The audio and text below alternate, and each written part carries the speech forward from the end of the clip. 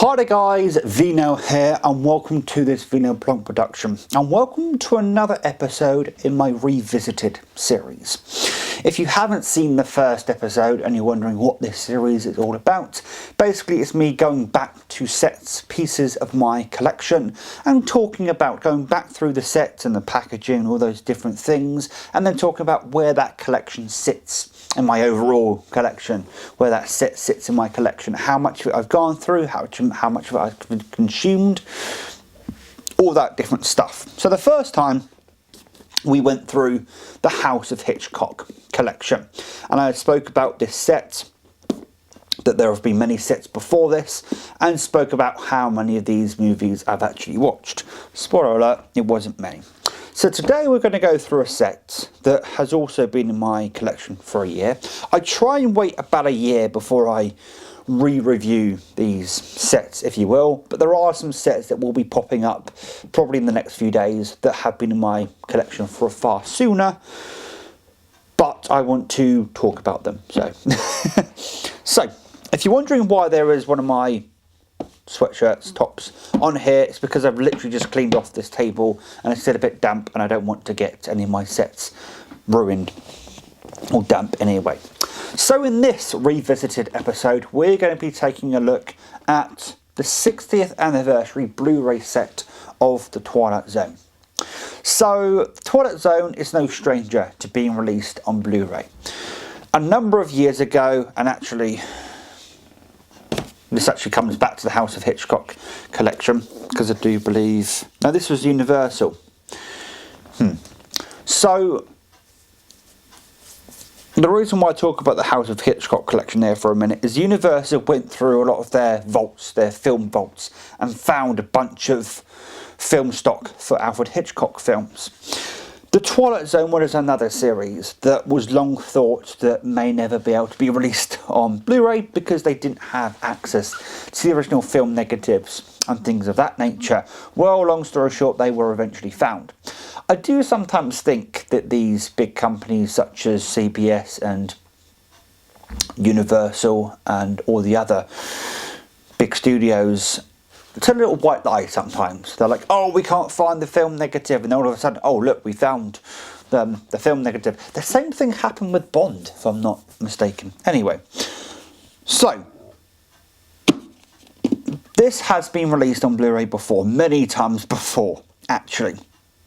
When it first came out in Blu-ray here in the UK, there were individual sets you could get.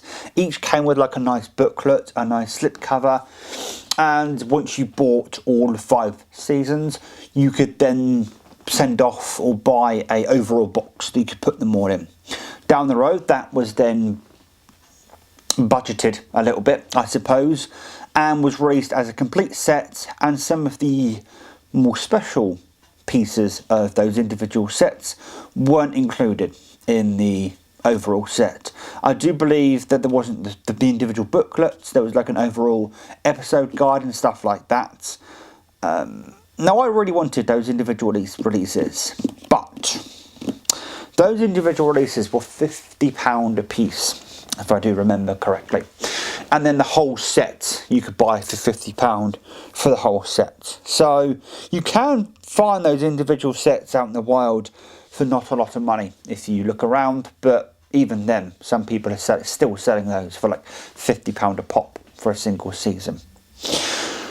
I wanted to get Twilight Zone on Blu-ray or DVD for that matter. The DVD version I really wanted was the Fifth Dimension box set, but that goes for stupid money nowadays, and there's a very high chance you'll get a fake. There's somebody on YouTube that keeps buying the set every so often and keeps getting fakes and spends like $300 a time. Yes, he gets his money back, but every single time he is down for a little while, $300 each time he tries to punt on one of these Fifth Dimension DVD Twilight Zone sets, and all of them are fake. So I'm not willing to spend the best part of £200-300 on a set that could be fake. So this came out the end of 2019. And it marked the 60th anniversary of the Twilight Zone. And I thought, brilliant, this is the set to get for the Twilight Zone. Now this set was not cheap. I'll say that. It was £120 or maybe even £130, I do believe, I paid for this set. Now, yes, that's going to seem quite pricey, but when you bear in mind that the individual sets that I just spoke about were £50 a pop, and there are many versions of this out there about £50 to £70, this isn't too much of a jump up. So we're going to talk about the contents of this set, and then I'll talk about where it sits in my collection. So we take this slip cover off that you've been staring at for about 5 minutes now, and you can see at the front there's the cutout, and we've got the swirly pattern which sort of denotes, you know, the Twilight Zone, and then of course you've got the top that just says the Twilight Zone, the complete original series 60th anniversary. So there we go, very nice. And then you're greeted with this. This is lenticular. I don't know how well it actually shows up on camera, but these various parts do morph and change when you tilt and shift it, and it is a nod to the opening credits of Twilight Zone. You then have a silhouette of Rod Serling himself, a rather nice silhouette, I must say, and of course Rod Serling is the creator of the Twilight Zone, and I will be talking more about him as we go through this set. So if we now flip it round, you get some screenshots from, or stills from some of the episodes. You get a portrait, you could say, of Rod Serling, probably introducing one of the many episodes that he introduced, and then you get another still there of one of the episodes. So that is the overall box. Now I'm not going to go through every single season, but I will go through the first and second season, and then we can get into some of the accoutrement that comes with this. Oh, I've pulled out season 3. How did I manage that one? This is when we find out I, whoops, put season 2 back in the wrong place. Yes, I did. I can go there, and season 3 can sit back where it belongs, back in the set. So if we open up season 1, there we go. All of these discs have been in previous Twilight Zone sets, and this is what I meant by this is no stranger to Blu-ray. These have all been in previous much cheaper sets, and here they are in a much more expensive set. It is a little disappointing and frustrating that companies do this, but at the end of the day, I understand the business model. I understand that you've released a, you know, cheaper, more budget set before, and a way to bring more people to buy your products is by repackaging them and then charging a lot extra, especially when you stick some accoutrements in them. You could say people like me are mugs for it, but hey, many collectors of things do this. But at the end of the day, what are you going to do about it, really? But I'm not going to do this again for every single season, but if you take off a disc, you do see a screenshot or a still of one of the episodes, and you also get some screenshots and what have you on the outer part of the seasons. The reason why I've pulled season 2 out is because the one exclusive disc in the set is this one, and this was added because of the 60th anniversary of Twilight Zone, and this contains a documentary about Rod Serling's life and the impact he had on the world. The Twilight Zone was a groundbreaking series. There are so many films and shows that have come and gone that owe so much to Twilight Zone. The X-Files is definitely one. Chucky, Child's Play, owes a lot to the Twilight Zone. Any of those entities I don't think would have been a thing. Are You Afraid of the Dark, which actually borrows some sayings from the Twilight Zone whole cloth, would not be a thing without the Twilight Zone. Most of Jordan Peele's films wouldn't be a thing if it wasn't for the Twilight Zone. He has gone on record to say that his films are just feature-length versions of Twilight Zone episodes. He's even gone ahead and made his own Twilight Zone reincarnation. So it's a groundbreaking series, is one way to put it. It even stands up nowadays, I must say. And there are documentaries and different things on this little DVD here. Unfortunately, yes, it is a DVD that goes into the life of Rod Serling. There is a documentary, I think, done by Mark Scott Zickery, which we'll get more about him in a minute. And apparently I've heard that's actually a nice little addition to the set. I haven't done much with this disc myself, but it's a nice addition to this set. So there we go. Now we've gone through a couple of the seasons, let's go through the accoutrements that come with this set.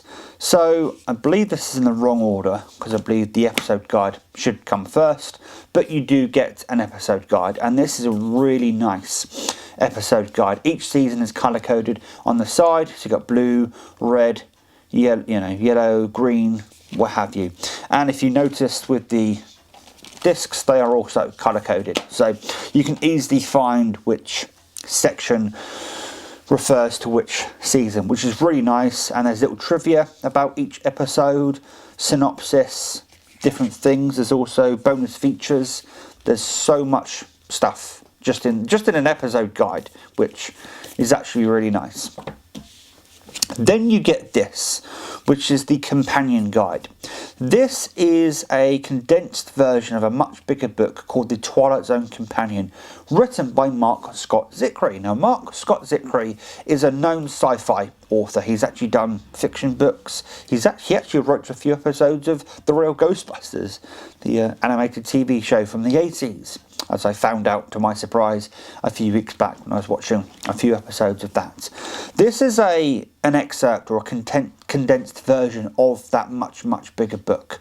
But there are some really good pieces of information here, obviously about Rod Serling himself, the impact of the Twilight Zone, how it still holds up to this day. This is actually a really nice book that, as it suggests, is a really nice companion to the set and really gets you in the idea of what this show is all about, especially when looking back on this show like 60 or so years later. It really allows you to consider the mindset of what the show was back then. I'm trying to work out what this actually is. Oh yeah, this is a trivia book. The only thing I don't like about this is there was a Twilight Zone play out at the time, and this is an advert for that play. So this is a trivia book that allows you to test your trivia on the Twilight Zone. So there's a question and then there's an answer upside down at the bottom. Typical for any trivia book of this nature. I just don't like the fact that they've stuck a advert on the front. Bit tardy. And then we have, I don't know if these are all of them, but I have done some investigation and found these could be the only two that were released. But these are comics that were released, I believe, back in the 60s, of some Twilight Zone episodes, or some scripts that Rod Serling never got to put on film. And these are glorious, to be honest. These are straight out of the 60s. And they are beautiful. Obviously, they're not the reprints. I assume the actual versions probably go for a lot of money nowadays. But they are really nice little comics, reprints of comics of some of the Twilight Zone comics. I do believe that Rod Serling himself had a hand in at one point. I don't know if these are just a couple, if these are the only two that ever got released. I don't know, to be honest, but they're really nice, I must say. And the last thing you get is you get a couple of art cards from a couple of the more prominent episodes. We've got this one, which I've actually forgotten the name of the episode. I've also forgotten the name of this episode. But this episode, that one, is probably one of the most iconic episodes. And it's with the Talking Tina doll. And it's definitely the genesis for the Chucky doll, to be honest. A very good episode. Actually, and one thing I like about the Twilight Zone and what it does so beautifully is So I am going to spoil this episode a little bit. And long story short, there was an abusive dad, basically an abusive father whose mum buys her a talking Tina doll because that's what she's always wanted. Turns out the talking Tina doll may be possessed, it may be evil, who knows what it may be. And it tries to do stuff to the father. Now, I'm not going to spoil the end of the episode, but it leaves you to wonder whether the father, was going crazy or what have you, whether it's karma that ultimately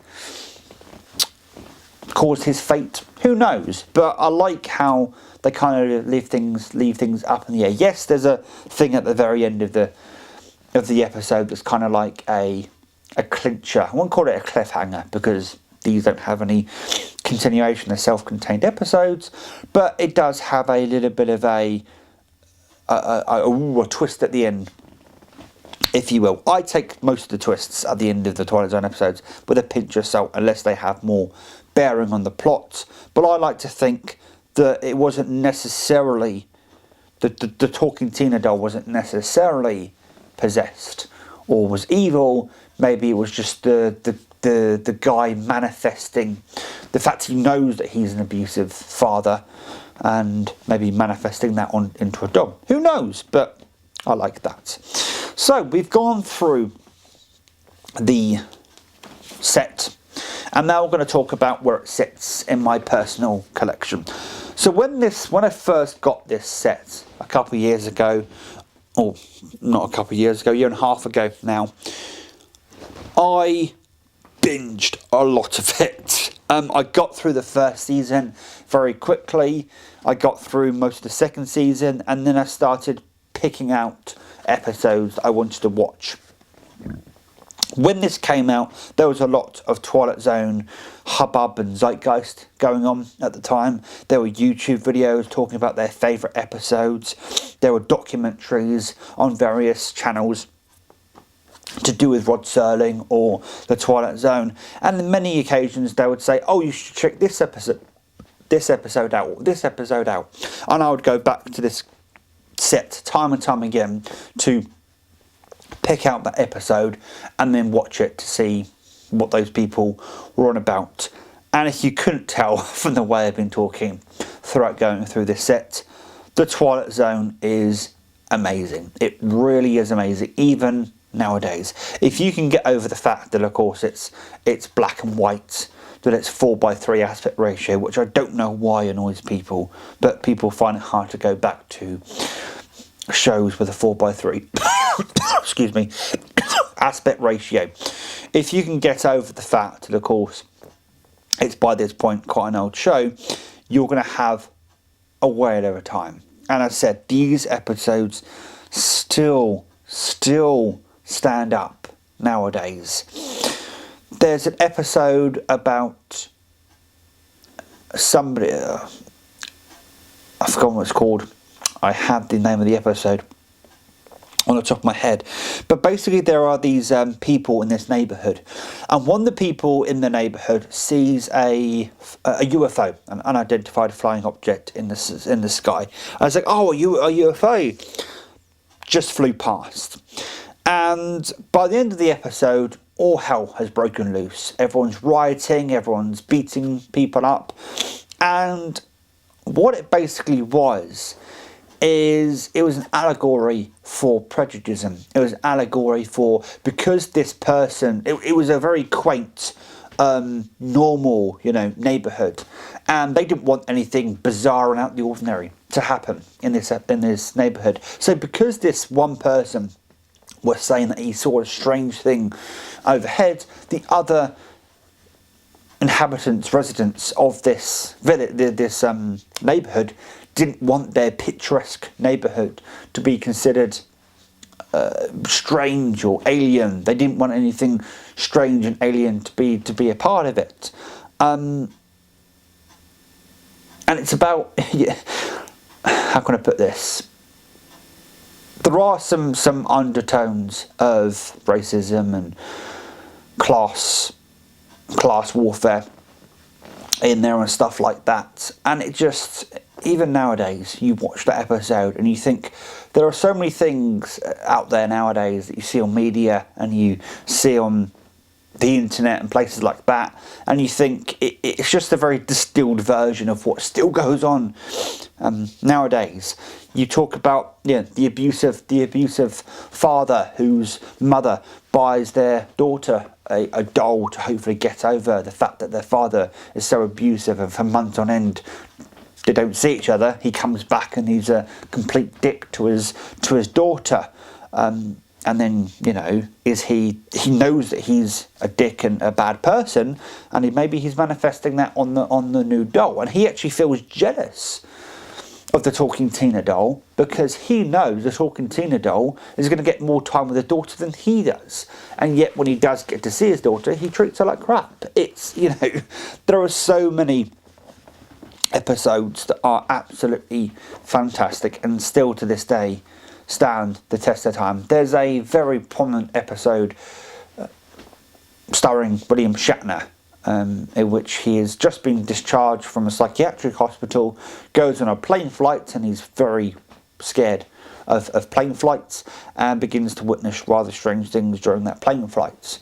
And again, most of it's left up to your imagination. It's left up to, did that happen? Didn't that happen? Was it that person imagining it, or did it actually physically happen? Such a well done show, even nowadays, and if you couldn't tell, I highly, highly recommend you check it out. If you are in the US, you are actually quite lucky, and you can actually watch it on CBS All Access. Unfortunately, here in the UK, it was on Netflix. It's now been removed off of Netflix, and even though it was on Netflix, only certain seasons, I think like seasons 1, 3 and 5 or something stupid like that, were on Netflix. They didn't have all of the episodes on there, but it has now been unfortunately removed from Netflix, I do believe. However, if I'm not mistaken, I do believe CBS are making some kind of deal with Amazon or some other streaming platform in order to get it on there. But if you are in America, you can watch it on CBS All Access alongside anything else Twilight Zone, including the Jordan Peele Twilight Zone, which I have yet to check out myself. That almost sounded like a bit of an advert there, didn't it? Sound like I'm shilling the Twilight Zone.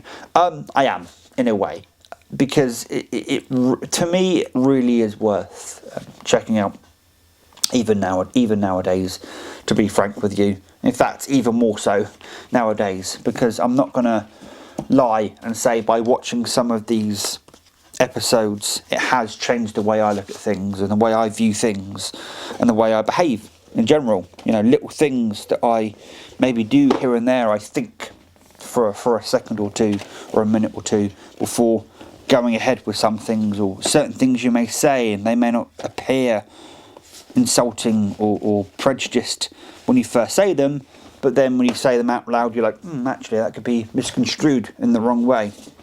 But yes, I've gone through a majority of the set, and it's still, it really is a highlight of my collection. I've actually realised when I tried to record this the other day, my camera ran out of battery, that this is, I think, the most expensive set in my collection now. I'm trying to think if I have any other set more expensive than this right now. But I'm glad I bought this super duper collection for the Twilight Zone, because I think it personally deserves it. Thank you very much for watching this video, guys, at 23 minutes. If you've gotten through the whole video, thank you very, very much. If you have gotten through the whole video, put in the comment section down below, Talking Tina. Talking Tina. And that'll let me know, if you got through the entire video. But nonetheless, until next time, guys, please take care. And as always, enjoy the rest of your day.